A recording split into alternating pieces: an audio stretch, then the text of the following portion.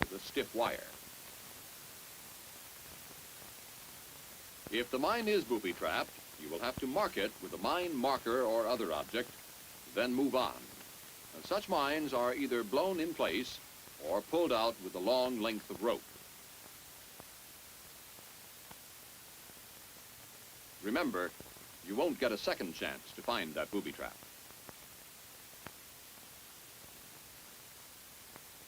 When you are sure the mine is not booby-trapped, turn the arming dial to safe. Unscrew the arming plug and remove the fuse.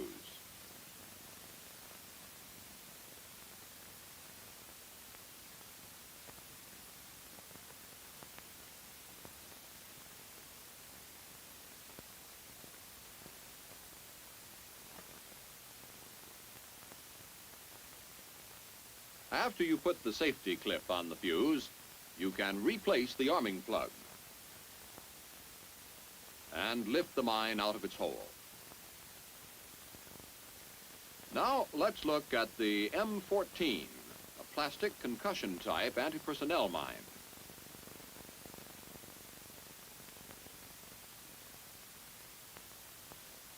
The blow from an 8-pound sledgehammer will make an ideal hole for burying an M14 anti-personnel mine. This mine is very hard to find with a mine detector after it is buried, as the tiny steel striker is the only metal in the mine. To arm an M14 mine, first remove the shipping plug.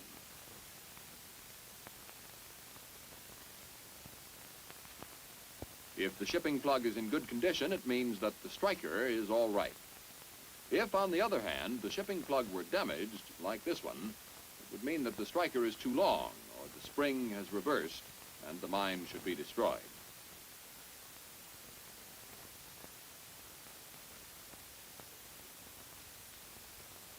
If the shipping plug is not damaged, fit the arming tool, which comes crated with the mines and detonators, over the pressure plate and turn it clockwise to armed.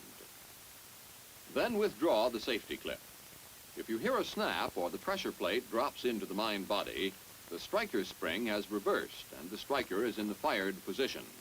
Such a mine is defective and no further attempt should be made to arm it. If the striker spring does not reverse, replace the safety clip and turn the dial back to safe.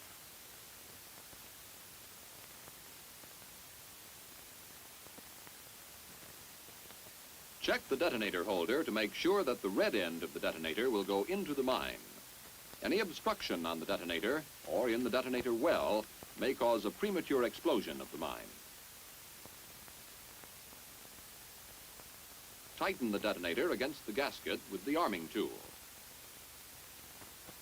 Turn the pressure plate to armed.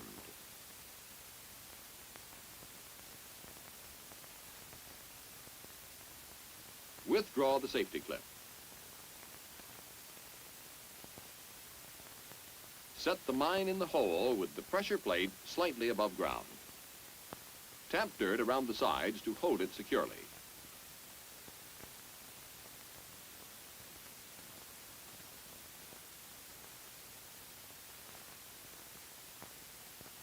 Add camouflage material.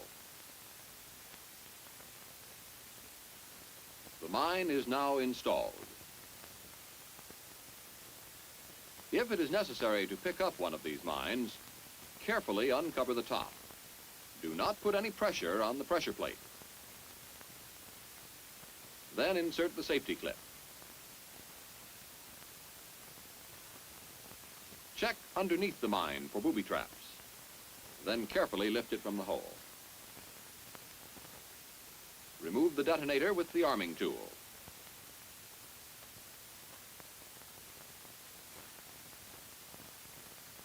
Screw in a shipping plug to keep the detonator well clean.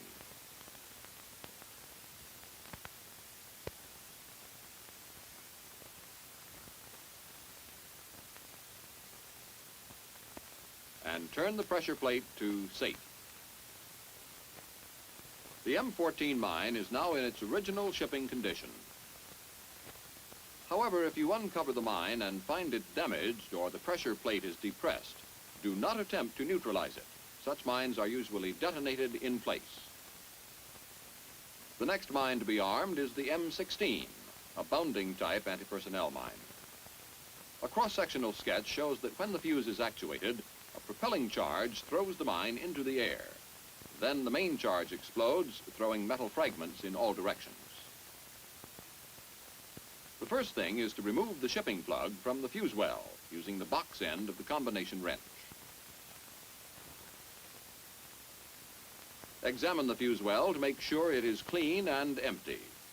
If there is foreign matter in the fuse well, turn the mine upside down and tap the bottom.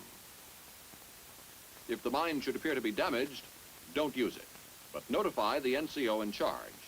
Such a mine should be destroyed. If, however, the mine is in good condition, next check the fuse assembly for damage. Make sure the safety pins move freely in their holes. Then seat the rubber gasket around the fuse case. Screw the fuse assembly into the mine fuse well.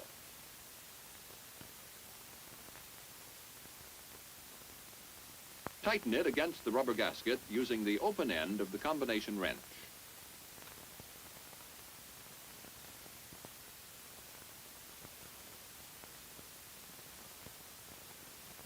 Make sure the mine is firmly supported so it will function when stepped on. Cover it with soil. The pressure prongs are left exposed. Tamp the soil firmly around the sides of the mine. Arrange the pull cords on the safety pins for easy withdrawal. Now you can remove the lower locking safety pin by pulling it through the eye in the interlocking pin. Next, remove the interlocking pin. Complete the camouflage, blending it in with its surroundings.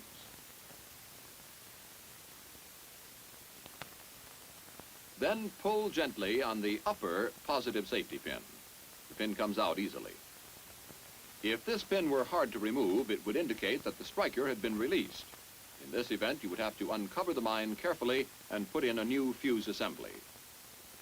The M16 mine is now armed and will detonate if pressure is applied on the pressure prongs. This mine can also be installed with tripwires. To install tripwires, drive 2 anchor stakes in such a location that the tripwires, when attached, will form a wide V open toward the enemy. Then the mine can be detonated either by pressure on the pressure prongs or by a pull on one of the tripwires.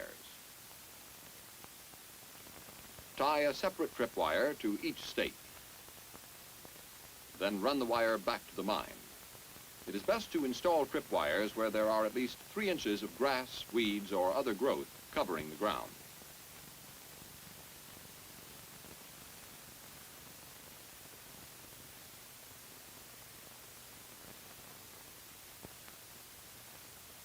Fasten both tripwires to the release pin ring of the fuse.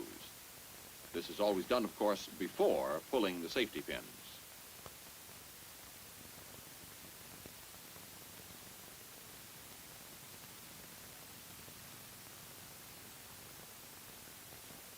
Tie the tripwires just loose enough so the swivel head will turn in the direction of the pull. This assures actuation of the mine rather than breaking of the tripwires.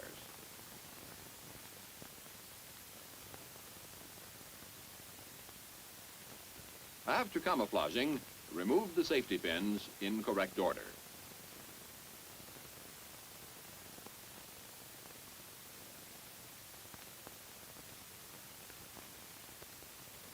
The mine is now armed.